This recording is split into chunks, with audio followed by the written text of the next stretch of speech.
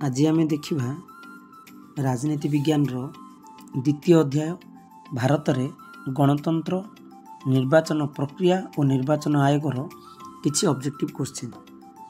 प्रथम प्रश्न, भारतीय संविधान रे केउं धारारे सार्वजनीन साबालक मतदान प्रथा संपर्क में सूचना दि जाइए।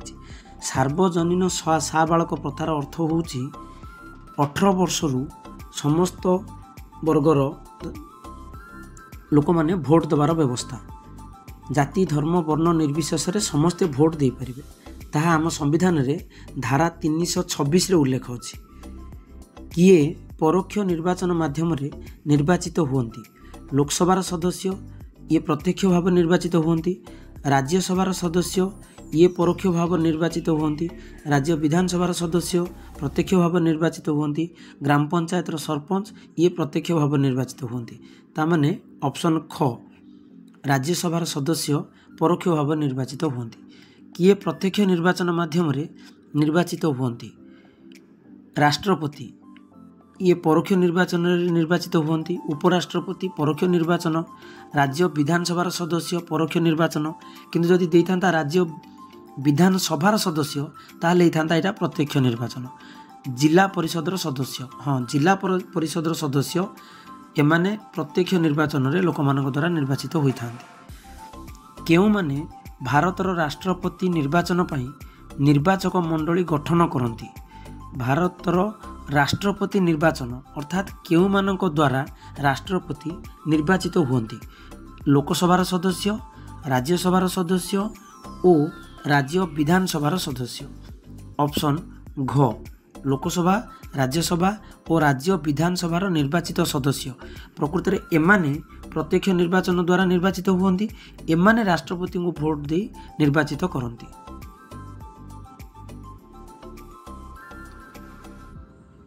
केउ माने भारतर उपराष्ट्रपति को निर्वाचित करती।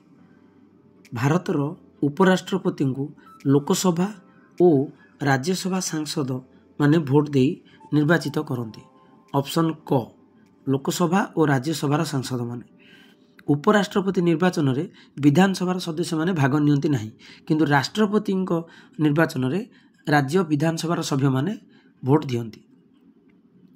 भारतीय संविधान केउं धारारे अनुसूचित जाति और जनजाति पाई लोकंको लोकसभा रे आसन संरक्षण व्यवस्था रही। भारतीय संविधान धारा 330 रे अनुसूचित जाति जनजाति पाई लोकसभा रे आसन संरक्षण व्यवस्था। लोकसभा रे अनुसूचित जाति पाई 79 आउ अनुसूचित जनजाति पाई 41 अर्थात 41 आसन व्यवस्था अछि। अनुसूचित जाति कहले एससी, अनुसूचित जनजाति कहले ST. ST seat 41, SC seat 79 कोठी ना लोकसभा रे। ठीक सेपरी भारतीय संविधान केउं धारा रे अनुसूचित जाति और जनजाति मानक पई राज्य विधानसभा रे आसन संरक्षण व्यवस्था रही। धारा 332 धारा 332 रे राज्य रे विधानसभा रे एससी आउ एसटी संप्रदायर लोक मान अनुसूचित जाति जनजाति संप्रदायर लोक मान पई आसन व्यवस्था रही। एथिरे हमर ओडिसा रे एससी सीट 24 आउ ST seat 32 32 T. ST seat 32, SC seat 24। धारा होची 332। निर्वाचित प्रार्थी को किए स्वीकृति पत्र प्रदान करती। अर्थात जेते जन निर्वाचन रे भाग नियंती तांको भितर जणे जितिबो, से जितिले बोली तांको गोटे सर्टिफिकेट दिया जाए। तांको स्वीकृति पत्र किए दियंती ना संपृक्त निर्वाचन मंडलीर रिटर्निंग ऑफिसर।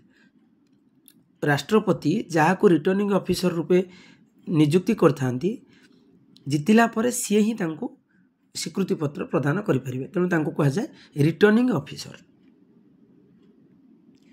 केउं निर्वाचन देशर निर्वाचन आयोग परिचालना करती नहीं।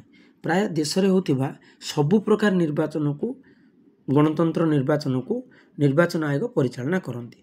किंतु आमर ऑप्शन ने देछि राज्यसभा, हाँ ताकू तो निर्वाचन आयोग परिचालना करती और राष्ट्रपति ताकू मध्य निर्वाचन आयोग परिचालना करती। लोकसभार बाचस्पति, आमर लोकसभार बाचस्पति साधारणतः लोकसभा उपस्थित थिबा 543 किंबा 545 सदस्य जहां निर्वाचन करती सी लोकसभार बाचस्पति रूप नियुक्त होती। साधारणतः शासक दल अर्थात संख्यागरिष्ठ दलर नेता मैंने जहाँ बाछती सी ही लोकसभार बाचस्पति होती। एथिरे देशर निर्वाचन आयोगों कौन भूमिका न थाए। किए लोकसभा साधारण निर्वाचन तारीख घोषणा करती निर्वाचन आयोग। आमर गोटे मन रखा कथा निर्वाचन सबु प्रकार निष्पत्ति केवल निर्वाचन आयोग ही नहीं था।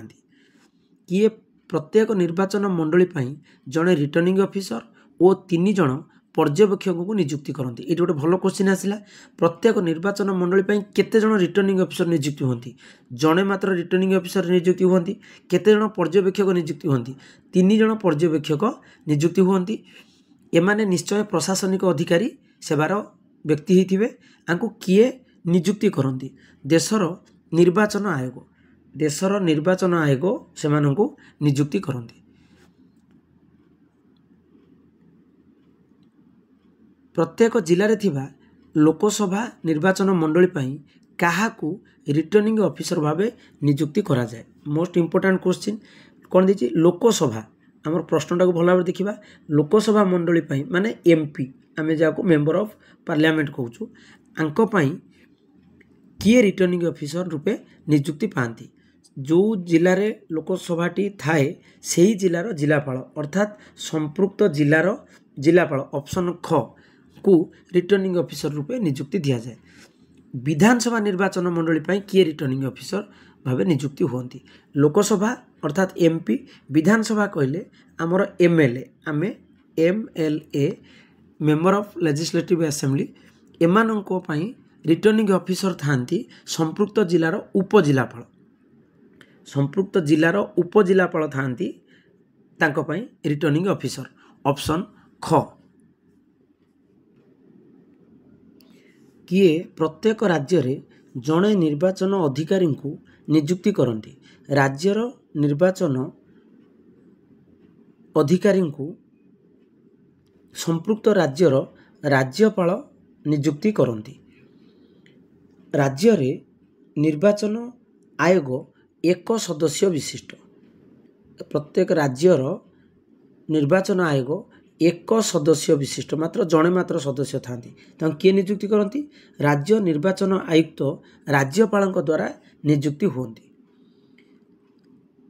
निर्वाचन रे प्रतिद्वंदिता करने इच्छुक प्रार्थी माने निर्धारित तारीख मध्य कहा निकट रे नामांकन पत्र दाखल करती? संपृक्त निर्वाचन मंडलीर रिटर्निंग ऑफिसर पाखरे से तांकर धार्य तारीख अनुसार नेकिना फॉर्म दाखल करती। निर्वाचन रे प्रार्थी द्वारा नामांकन पत्रर दाखल पाई उद्दिष्ट फॉर्म किए प्रस्तुत करती? निर्वाचन प्रार्थी द्वारा नामांकन पत्र देशर निर्वाचन आयोग। देशर निर्वाचन आयोग से फॉर्मटी को तैयारी करती। निर्वाचन आईन अनुसार वैध होइथिबा नामांकन पत्र दाखल करिथिबा प्रार्थी मानकर संपूर्ण तालिका किए घोषणा करती? केते जण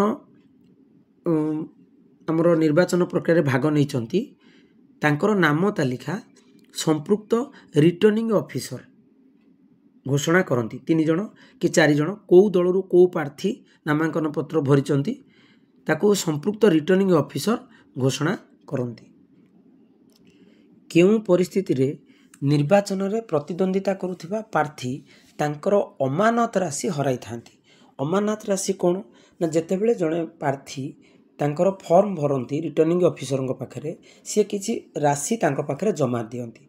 जदि सी हारंती एवं तांकर निर्वाचन मंडली रे जेतोटी सिद्ध मत भोट मिलता है तार 1/6 कम भोट से व्यक्ति पाई थांती तेबे तांकर अमानत राशि तांको फेरस्त दिया जाए नहीं। सेतेबेले कहा जाए व्यक्ति जनक सी अमानत हराइछंती तेणु प्रश्न कौन देती केउं परिस्थिति रे निर्वाचन रे प्रतिद्वंदिता करुवा प्रार्थी तांकर अमानत राशि हरांती। ऑप्शन ग आम टे देखा ऑप्शन ग लिखाई पराजित प्रार्थी तांको निर्वाचन मंडली मिलिथिबा समस्त सिद्ध मतर 1/6 अर्थात जेतेटा भोट मिली जेकोसी दल पाऊ जदि टोटाल आमर 100टा भोट मिली 100 भागरू 1 भागरू जदि कम भोट से पाइछंती ताहले तांकर अमानत राशि से हरई बसिबे। से अनुसार गोटे निर्वाचन मंडली जेते सिद्ध मत भोट अर्थात जेतिकी भोट ठीक थिवो ताधरू 6 भागरू 1 भाग रु भोट कम हेले सी तांकर अमानत राशि हराई बसंती। स्वाधीन प्रार्थी को किए निर्वाचन संकेत प्रदान करती। निर्वाचन संकेत सबू प्रार्थी को गोटे गोटे निर्वाचन संकेत दि जाए किंतु स्वाधीन प्रार्थी तांकु किए दिए तांकु भारतर निर्वाचन आयोग तांकु तांकर गोटे चिन्ह प्रदान करती। निर्वाचन आयोगों इच्छा अनुसार व्यक्ति जनक इच्छा अनुसार कौन चिन्ह दि जाए ना आयोगों इच्छा अनुसार सी स्वाधीन प्रार्थी को जेकोसी गोटे चिन्ह दे पारती। कहा तरफरु प्रत्येक मतदाता को गोटे लेखाए फोटो परिचय पत्र जोगाई दि जाए जहाँ आम आमर भोटर आइडेंटिटी कार्ड बोली कहूँ ता हूँ देशर निर्वाचन आयोग तरफरु प्रत्येक 18 वर्षरु अधिक लोक मान गोटे गोटे भोट आइडेंटिटी कार्ड जोगाई दि जाए। गणना अधिकारी माने मतदाता सिद्ध मत गणना करिबा परे किए निर्वाचन फलाफल घोषणा करती। ऑफिसर माने भोट सरिला परे गणती प्रत्येक प्रार्थी केते जण केते खंड भोट पाइछंती किंतु तांको भितरु किए विजयी हेले सेही डिक्लारेशनटा आमर रिटर्निंग ऑफिसर दियंती। संपृक्त निर्वाचन मंडली रिटर्निंग ऑफिसर रूपे जहाँ निर्वाचन आयोग नियुक्ति दी था सी ही घोषणा करती किए जीति। सिद्ध मत गणना पर किए विजयी प्रार्थी को तत्संपर्कित एक सर्टिफिकेट प्रदान करती। हाँ भोट्रे जितवा पर विजयी प्रार्थी को गोटे सर्टिफिकेट दि जाए एवं सही सर्टिफिकेट बल विधानसभा जीति प्रार्थी विधानसभा को लोकसभा जीति प्रार्थी लोकसभा को जिला परिषद जीति प्रार्थी जिला परिषद हॉल को से माने जाई पारंती से गृह को से माने प्रवेश करते ताले तांको पई सर्टिफिकेट किए दियंती सर्टिफिकेट दियंती रिटर्निंग ऑफिसर अर्थात आम एथुर कौन जानुचे कौन से निर्वाचन प्रक्रिया रे रिटर्निंग ऑफिसर ही सही निर्वाचन मंडली पावरफुल अर्थात सीए सही निर्वाचन मंडली पाई निर्वाचन आयोग रूपे काम करती। पराजित प्रार्थी अनुरोध क्रमे सिद्ध मत गुड़िकर पुनः गणति पाई कहार अनुमति आवश्यक। पराजित प्रार्थी अनुरोध क्रमे सिद्ध मत गुड़िकर पुनः गणति जदि जड़े प्रार्थी हारी जाउछंती एवं सी भावुंट अल्प किसी भोट व्यवधान जीति आ गणिबार किसी भूल भटका हो जाइए तेणु सी गोटे रिक्वेस्ट करती आउ थे गणति करा जाओ ताहले सी क्या रिक्वेस्ट करेंगे क्या पाखर अनुमति देवे किए अनुमति देवे जे आउ थे भोट गणा जाओ सेम रिटर्निंग ऑफिसर से ही निर्वाचन मंडली जी रिटर्निंग ऑफिसर था सी कहते आउ थे भोट गणति पाई। हिंसा जनित अवरोध बा अन्यान्य कारणरू कौनसी मतदान केन्द्र रे निर्वाचन प्रक्रिया बाधा प्राप्त हेले उक्त मतदान केन्द्र रे पुनः मतदान व्यवस्था पाई किए निर्देश दियंती। थरे जदि भोट चलुची कौनसी कारणवशतः भोट सेठी बंद है गंडगोल है उत्तेजना हिंसात्मक कार्य है अबाध मुक्त भोट हो पारानी बोली हृदयंगम कले सेठी आउ थे भोट हम तेबे किए अनुमति निर्देश दियंती आउ थे से जगार भोट करा जाओ भारतर निर्वाचन आयोग सी ही आउ थे अनुमति दे पारे से भोट कैंसल हम आउ थे सेठी भोट करा जिवो।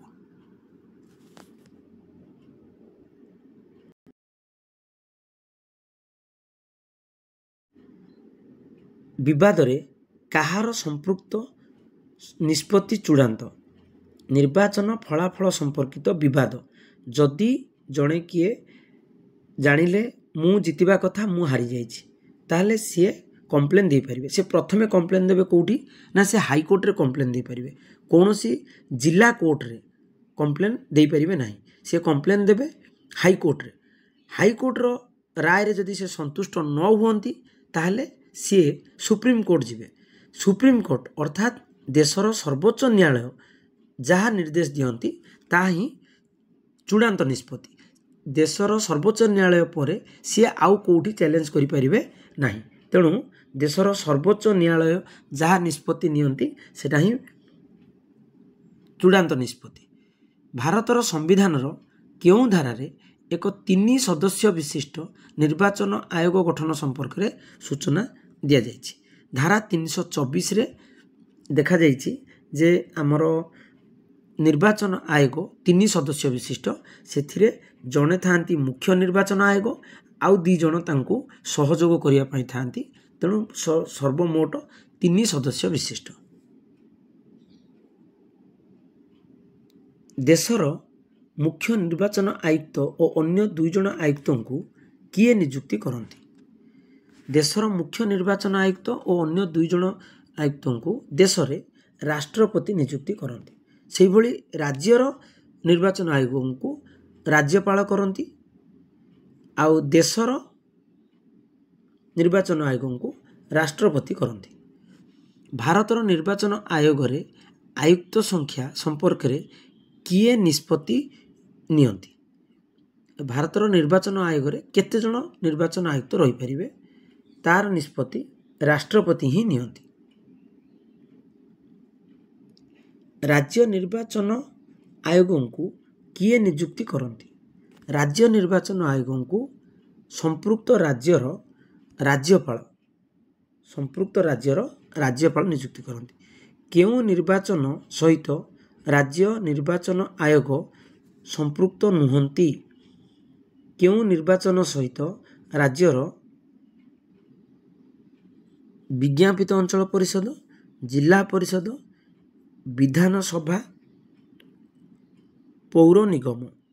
ରାଜ୍ୟ ନିର୍ବାଚନ ଆୟୋଗ ବିଧାନସଭା ଅଞ୍ଚଳ ବିଜ୍ଞାପିତ ଅଞ୍ଚଳ ପରିଷଦ ଯାହାକୁ ଆମେ NSC ବୋଲି କହୁଛୁ ତାକୁ କଣ୍ଟ୍ରୋଲ କରନ୍ତି ରାଜ୍ୟ ନିର୍ବାଚନ ଆୟୋଗ। ଜିଲ୍ଲା ପରିଷଦକୁ ମଧ୍ୟ ରାଜ୍ୟ ନିର୍ବାଚନ ଆୟୋଗ, ପୌର ନିଗମ ତାକୁ ମଧ୍ୟ ରାଜ୍ୟ ନିର୍ବାଚନ ଆୟୋଗ, କିନ୍ତୁ ବିଧାନସଭାକୁ କେନ୍ଦ୍ରୀୟ ନିର୍ବାଚନ ଆୟୋଗ